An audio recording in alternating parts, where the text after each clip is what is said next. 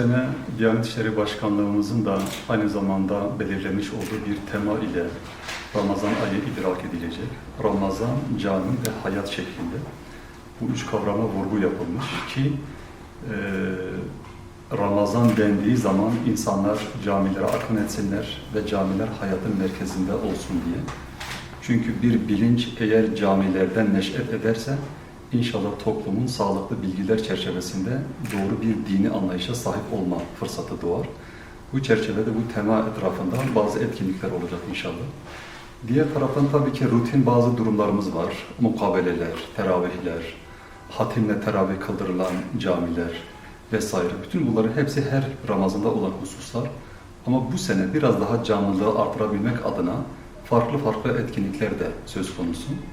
Mesela milli eğitimle yapmış olduğumuz protokol çerçevesinde özellikle anaokullarında Ramazan bilincini çocuklarımıza hissettirebilmek için pek çok anaokullarımızda, yavrularımıza inşallah Ramazan'a ilişkin bazı güzel, eğlenceli oyunlar üzerinden bazı aktiviteler olacak ve bu şekilde dikkatleri Ramazan ayına çekilmiş olacak. Diğer taraftan pansiyonlarda inşallah kardeşlerimizin görevlendirilmesi suretiyle oralarda da hem teravih namazı kılınması sağlanacak, bir taraftan da teravihlerden sonra çay saati muhabbeti çerçevesinde orada yine aynı şekilde Ramazan'a ilişkin bazı güzel faaliyetler olacak. Sosyal medya mecralarında özellikle Kur'an-ı Kerim'in mesajlarının doğru bir şekilde anlaşılabilmesi için özellikle de bizim müftülüğümüzün sosyal medya kanallarında her günün her gün cüzünün özeti mahiyetinde yaklaşık olarak 4-5 dakikalık süren video çekimleriyle Kur'an'ın muhtevasının halkımıza ulaştırılmasını sağlamaya çalışacağız. Bu geçen senelerde de oldu. Bu yılda inşallah devam edecek. Çünkü bizim en büyük eksikliklerimizden bir tanesi de Kur'an-ı Kerim'i doğru bir şekilde idrak edemeyişimiz. Belki hatimler okunuyor, çok fazla cüzler okunuyor aynı günde. Ama bizim için önemli olan daha fazla Kur'an'ın anlaşılması. Dolayısıyla Kur'an'ın anlaşılmasına yönelik böyle bir çalışmamız da var. Kaldı ki Ramazan ayı zaten malumunuz olduğu üzere Kur'an ayıdır. Dolayısıyla Kur'an'ın öncelenmesi ve daha fazla ön plana çıkarılması gereken bir durum. Onu da inşallah bu vesileyle bu açığı da nispeten kapatmaya çalışmış olacağız. Diğer taraftan özellikle Türkiye Diyanet Vakfı Van Şubesi Kadın Kolları ve Gençlik Kolları marifetiyle özellikle bizim fakir fukara kardeşlerimizin, yetim kardeşlerimizin katıldığı iftar programları düzenleniyor. Şimdiye kadarki yaptığımız çalışmalar neticesinde planlanan yaklaşık olarak 2300 fakir, yetim kardeşimizin istifade edebileceği iftarlar hazırlandı şu anda. Bu vesileyle ben bütün halkımıza da şunu da ifade etmek istiyorum. En hayırlı iftar sofrası yetim kardeşlerimizin, fakir fukaranın davet edildiği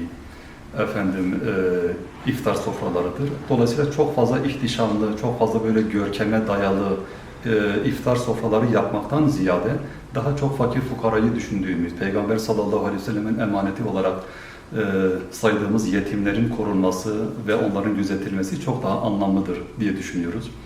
Bununla beraber Ramazan ayının özellikle bir manevi kamp olduğunu herkesin bilmesinde fayda var. Biz bu kampa girmek suretiyle bir taraftan takva derecesine ulaşmayı hedefleyeceğiz. Hem Rabbimize karşı sorumluluğumuzu yerine getirme, bir taraftan halkımıza karşı sorumluluğumuzu yerine getirme noktasında bir gayretin içerisinde olacağız.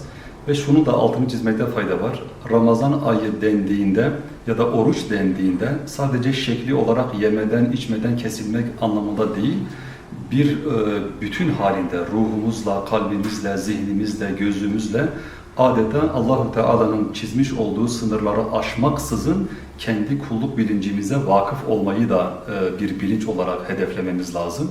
Çünkü biz orucu tuttuğumuzu zannediyoruz. Aslında olması gereken orucun bizi tutması.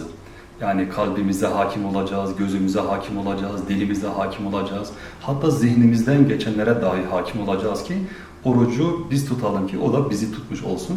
Bu şekildeki bir anlayış ile inşallah Ramazanımızı güzel bir şekilde idrak etmenin yollarına bakacağız Allah'ın izniyle. Bir defa fıkhen yani İslam hukukuna göre de ayın değişik değişik bölgelerde, farklı zamanlarda görülebileceği gerçeğidir. Dolayısıyla bulunduğumuz bölge itibariyle yetkililerimiz, bu işin uzmanları olan insanlar, ayın hareketlerini gözetleyerek, bir taraftan şer'i kriterleri göz önünde bulundurarak, bir taraftan da bilimsel verilerden yola çıkarak, eğer bir karar vermişler ise ya da bir şeyi ispat etmişler ise, bu ispat çerçevesinde o bölge halkının ona uymasında herhangi bir sakınca yok ki olması gereken de bu. Dolayısıyla şu anda Diyanet İşleri Başkanlığı'nın yetkili bu anlamdaki uzmanları tarafından bir heyet marifetiyle, bazen TÜBİTAK'la, bazen rasathane ile görüşmeler çerçevesinde, yani hem bilimsel hem de ondan sonra diğer şer'i kaynaklar kullanılmak suretiyle Ramazan ayının bu sene yarın, yani ayın 19'una başlamasına ilişkin bir tespit söz konusu.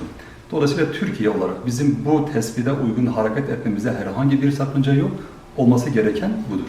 Diğer taraftan şöyle bir hususun altını çizmekte fayda var.